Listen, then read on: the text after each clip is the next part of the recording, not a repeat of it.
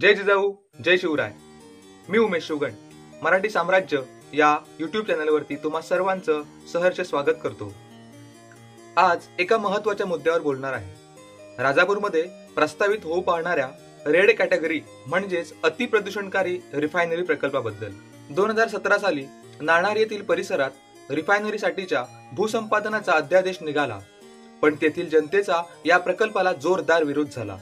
त्यामुळे हा प्रकल्प तेथे रद्द करण्यात आला व तेथूनच एक खाडी पलीकडे म्हणजे बारसू सोलगाव या ठिकाणी सरकार आता रिफायनरी प्रकल्प आणू इच्छिते। माती सर्वेक्षण आणि भूसर्वेक्षण वगैरे करण्याचा प्रयत्न प्रशासनाचा सुरू आहे, पण येथेही ही जनता या रिफायनरीला जोरदार विरोध करत आहे। 3 मोठी जन आंदोलने केली, सर्व ग्रामपंचायतींनी ग्रामसभेत रिफायनरी विरोधाचे ठराव केले, शेतकऱ्यांनी विरोधाच्या सह्या केल्या, विरोधकांवर पोलिसांनी खोटी कलमे लावली, तहसीलदार कार्यालयावर मोर्चा नेले, तडीपार करण्याच्या नोटिसा पाठवल्या, आमदार, खासदार, पालकमंत्री, मुख्यमंत्री, विरोधी पक्षनेते, जिल्हाधिकारी या सर्वांना रिफायनरी विरोधाची पत्रे दिली। दिवस रात्र एक करून सर्वे रोखले। एकूणच काय तर रिफायनरीला विरोध दर्शवण्यासाठी जे लोकशाहीचे मार्ग आहेत ते सर्व अवलंबले, तरीही हे सरकार येथील शेतकऱ्यावर जबरदस्तीने प्रकल्प राबविण्याचा प्रयत्न करते। म्हणजे या सर्वाचा अर्थ काय समजावा? आणखी कोणत्या मार्गाने विरोध करावा? राजकीय नेते तर या रिफायनरीला पूर्णपणे समर्थन करत आहेत। ज्या जनतेने त्यांना निवडून दिलं त्याच नेत्यांनी आता रंग बदलले। पोलिसांना हाताशी घेऊन सामान्य जनतेवर दमदाटी केली जाते। मग सामान्य न्याय कोणाकडे मागणार? काय चाललंय का हे सर्व? लोकशाही आहे की हुकुमशाही? सर्व केमिकल युक्त प्रकल्प कोकणात आणायचे आणि स्थानिकांनी विरोध केला की म्हणायचं की यांना विकास नको। अरे, कोकण हा निसर्गरम्य प्रदेश आहे म्हटल्यावर पर्यावरणपूरक आणि पर्यटनपूरक प्रकल्प आणायला नकोत का सरकारने? ही छोटीशी गोष्ट कळत नसेल तर हे महाराष्ट्राचं काय भलं करणार असा प्रश्न येथील जनतेला पडलेला आहे। Vedanta, Foxconn, bulk drugs park, medicine device park, Tata Airbus, saffron group म्हणजे 1,89,580 कोटीचे प्रकल्प महाराष्ट्रातून बाहेर पाठवले। चांगले प्रकल्प होते ज्यांची मागणी येथील जनता करते ते प्रकल्प गुजरातला पाठवले। ज्या रिफायनरी प्रकल्पाला जनता जोरदार विरोध करते तो प्रकल्प मात्र बळजबरीने महाराष्ट्रावर लादला जातोय। मग हे राजकीय पुढारी नेमके कोणत्या जनतेने निवडून दिलेत? महाराष्ट्रातल्या की गुजरातच्या? हा मोठा प्रश्न येथील जनतेला पडलेला आहे। जे मुठभर लोक रिफायनरीला समर्थन करतायत त्यांच्याही हे लक्षात आलं असेल की रिफायनरी म्हणजे नक्कीच प्रदूषणाचा भाग आहे, म्हणूनच एवढा मोठा प्रकल्प गुजरातला जात नाहीये अशी शंका येथील जनतेने मांडली आहे। त्यामुळे हा लढा आता केवळ कोकणव्यापी राहिला नसून राज्यव्यापी झालेला आहे। या रिफायनरी विरोधात आता महाराष्ट्रातल्या प्रत्येक व्यक्तीने उतरले पाहिजे आणि महाराष्ट्रावर लादलेल्या या विनाशकारी रेड कॅटेगरी मधल्या रिफायनरी प्रकल्पाला जोरदार विरोध केला पाहिजे असे आवाहन येथील स्थानिक जनतेने महाराष्ट्राला केलेले आहे।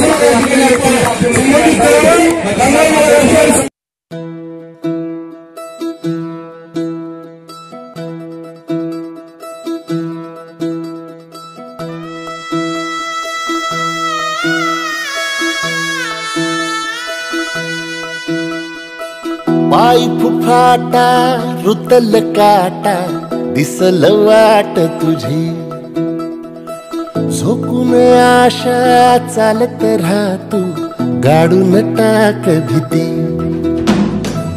पाय फुफाटा रुतल काटा दिसल वाट तुझी हो झोकून आशा चालत राहतू गाडून टाक भीती झाली तर कोकणचं गॅस चेंबर होईल, ही रिफायनरी झाली तर कोकणची राख होईल. हे शब्द कोणाचे? आजचे मुख्यमंत्री उद्धव ठाकरे यांचे. जर 2 वर्षापूर्वी त्यांचे हे शब्द होते, हे विचार होते, तर आज असं काय घडलं? आज असं काय घडलं की तुम्ही जानेवारीच्या 12 तारीखला केंद्र सरकारला म्हणजे मोदी सरकारला तुम्ही पत्र दिलं की नानारच्या बाजूला असलेलं बारसू, सोलगाव, दूधपापेश्वर या पंचक्रोशीमध्ये आम्ही तुम्हाला 13,000 एकर जमीन रिफायनरी करण्यासाठी देतो. अरे ही फसवणूक ही फसवणूक तुम्ही कोणाबरोबर करताय? एका हाताने गोंजारायचं आणि दुसऱ्या हाताने गळा कापायचा. हे आज ठाकरे सरकारने दाखवून दिलेलं आहे. ठाकरे सरकारने म्हणण्यापेक्षा आज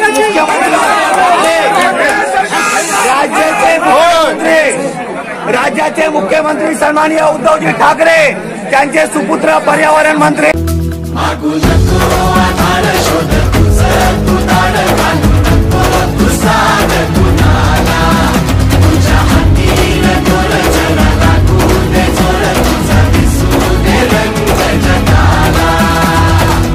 होर पुढा तू सोड निराश तुझा तुला तू देर दिलास तुफान पेटू देऊ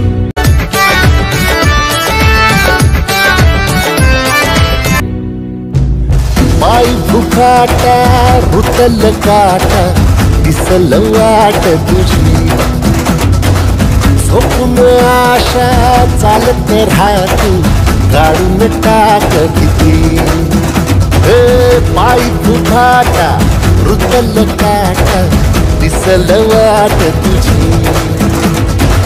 झोपून आशा चालत राहतू गाडा मंजर झाडून टाक भीती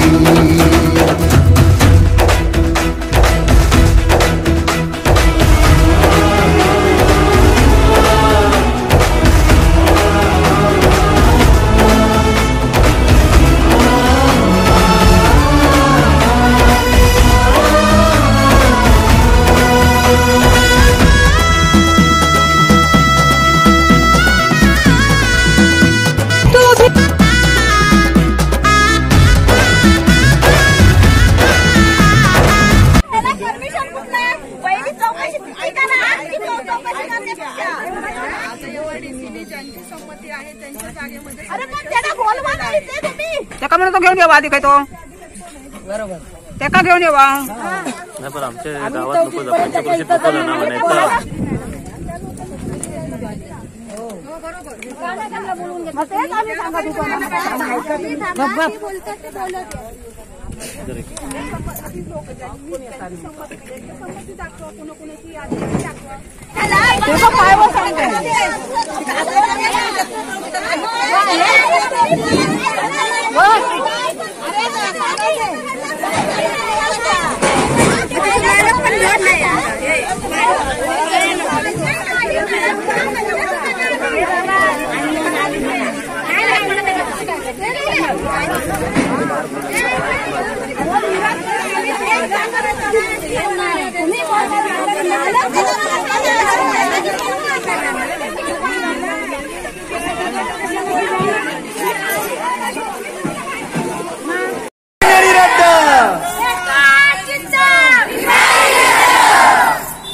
हे पण सांगितलं की तुझी गाडी चालते ती कशी चालते बघतो आम्ही, गाडीचे काचा फोडू, आम्ही तो जाळून टाकू, म्हणजे इथपर्यंत त्यांचं मदत वाटत.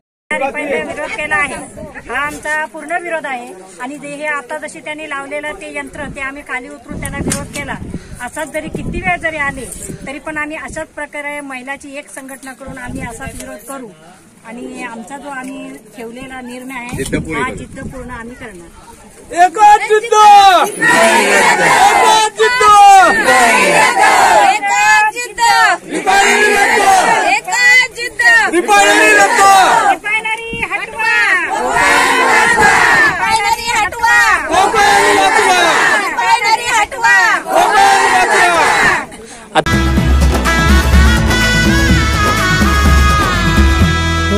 येईल ओंजळीत जग सार आपसुक सामील होती र दिशा. सपान साकळल पापणीच्या खाचरीत चढू दे त्याची र नशा.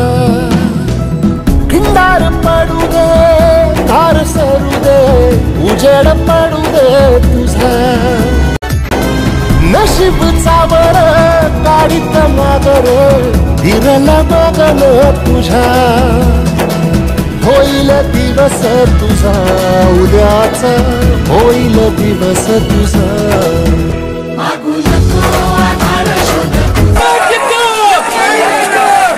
नमस्कार, मी नरेंद्र जोशी, राज्य सरकार पंचकृषी कमिटीचे सरचिटणीस. मी मुख्यमंत्री साहेब आणि ठाकरे सरकारला हे दाखवू इच्छितो की तुम्ही म्हणताय की आम्ही जिथे विरोध असेल ते प्रकल्प करणार नाही, मग हे काय आहे? मी त्यांचं काय अशा पक्षाला किंवा अशा सरकारला तुम्ही मतदान करणार का? अशा सरकारला मतदान करणार? बघा, हे पक्ष आपल्याला लुटवतात, भांडवतात. तुम्ही विरोध करा. आम्ही खासदारांना निवेदन दिलं, आमदारांना दिलं, पालकमंत्र्यांना दिलं, पर्यावरण मंत्र्यांना दिलं. फक्त बोलतात मीटिंग काय घेत नाही, अजेंडा होत नाही, फक्त बोलतात की समर्थ नाही. त्यांनी विकासाचे म्हणजे पर्यावरणपूरक रोजगार प्रकल्प आणावेत. आम्ही ते आता 1,000 एकर जागा मागतायत, आम्ही त्यांना 10,000 एकर जागा इथे उपलब्ध करून देऊ. पर्यावरणपूरक उद्योग आणले तर. पण ह्या केमिकल रूपी प्रकल्पाला आमचा ठाम विरोध आहे. आणि जो प्रकल्प ह्या राज्यकर्त्यांनी 4 वर्षापूर्वी नाणारला विनाशकारी ठरवला, तो प्रकल्प इथे चांगला कसा होईल हे आमचं ह्या राज्यकर्त्यांना विचारणं आहे. पण आता आपण जर बघितलं तर इथले स्थानिक नेते आहेत किंवा आता मंत्री देखील आहेत उदयनराजे, त्यांनी देखील म्हटलं की 50% लोकांचा या ठिकाणी सपोर्ट आहे आणि 50% लोकांचा विरोध आहे.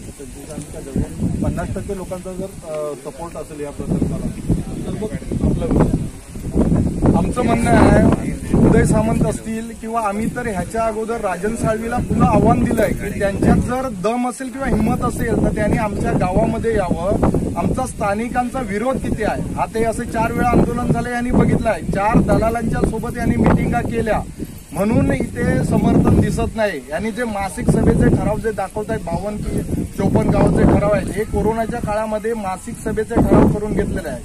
हे लोकांना, तिथल्या स्थानिक लोकांना माहितीही नाही. मग त्याच्यामुळे ते जे सांगतायत, आमदार असू दे किंवा उदय सामंत साहेब असू दे, उदय सामंत साहेबांचा जो प्रकल्प नाणारला असताना रद्द करायला मोलाची भूमिका बजावली आहे, त्यांचा जो प्रकल्प चांगला आहे म्हणून हा जो गैरसमज झाला आहे तो त्यांनी आमच्याशी यावं, आम्ही त्यांचा तो गैरसमज दूर करू. नक्कीच. मागाशी काही वेळापूर्वी तुमची काय नक्की चर्चा झाली त्यांच्याबरोबर? निलेश राणे साहेब इथे आले होते. आमच्या महिलांनी त्यांना जाण्यापासून रोखलं. तर त्यांना ह्यांनी सांगितलं की हा प्रकल्प किंवा हा सर्वे इथला थांबला पाहिजे. तर त्यांनी आम्हाला एका भेटीचं आश्वासन दिलं आणि ते इथून निघून गेले. पण त्यांच्यासमोर आमच्या महिलांनी सांगितलं ज्या ज्या वेळेला हे सर्वे करायला इथे येतील, काहीही झालं तरी आमच्या महिला किंवा आम्ही स्थानिक लोक इथे हा रिफायनरीचा सर्वे व्हायला देणार नाही.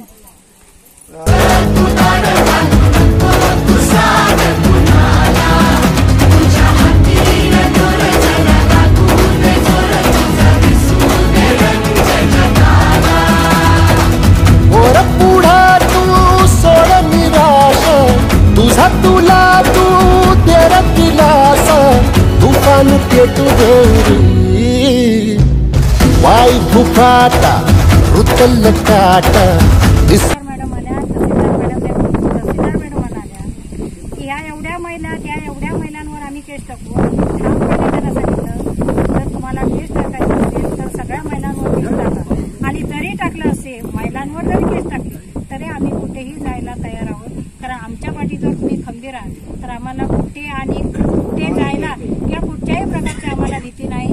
आणि आम्हाला भीती आहे की नाही हे तुम्हाला सगळ्यांना समोर दिसते. आम्ही काय सांगण्याची गरज नाही. पण तसंच आम्ही शेवटपर्यंत या प्रकल्पाला विरोध देऊ. गावकऱ्यांनी सांगितलं की विनाशकाली प्रकल्प आमच्या गावात यायला नाही पाहिजे आणि हा न येण्यासाठीच आम्ही हा लढा करतोय आणि शेवटपर्यंत लढा करू अशी मी सगळ्यांसमोर विनंती करते. आणि एकच जिद्द, एकच जिद्द, एकच जिद्द, एकच जिद्द, एकच जिद्द. जमीन आमच्या हक्काची नाही कुणाच्या बापाची. बारसू सोलगाव येथे होणाऱ्या रिफायनरीचा निषेध. तुमच्या इथे विनाशकारी रिफायनरी प्रकल्प येतोय असं खासदार साहेबांनी स्टेटमेंट दिलंय, तर तुम्हाला त्याच्याबद्दल काय माहिती आहे का?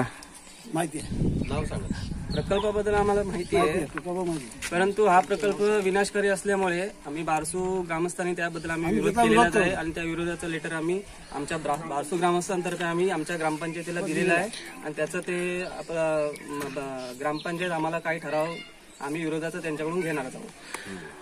त्यांनी असं म्हणाले की बारसू मधून मोठ्या प्रमाणात समर्थन आहे या प्रकल्पाला. हे खरं आहे का? हे खोटं आहे. खोटं आहे. महिला, तुमचं काय मत आहे ह्या प्रकल्पासंदर्भात? जो प्रकल्प खासदार साहेबांनी जे स्टेटमेंट दिले पेपरला, ते म्हणतात की हा प्रकल्प बारसूच्या लोकांचं मोठ्या प्रमाणात समर्थन आहे आणि तिथे लोकांची मागणी आहे. तर खरोखर मागणी केलात का तुम्ही त्या प्रकल्पासाठी? हे खोटं आहे. इच्छिता मुख्यमंत्र्यांना काही तुम्ही सांगू इच्छिता का? तर तुम्ही ते सांगा. मुख्यमंत्र्यांनी पण हा प्रकल्प रद्द करावा आमच्या बारसू गावात, ही विनंती आहे.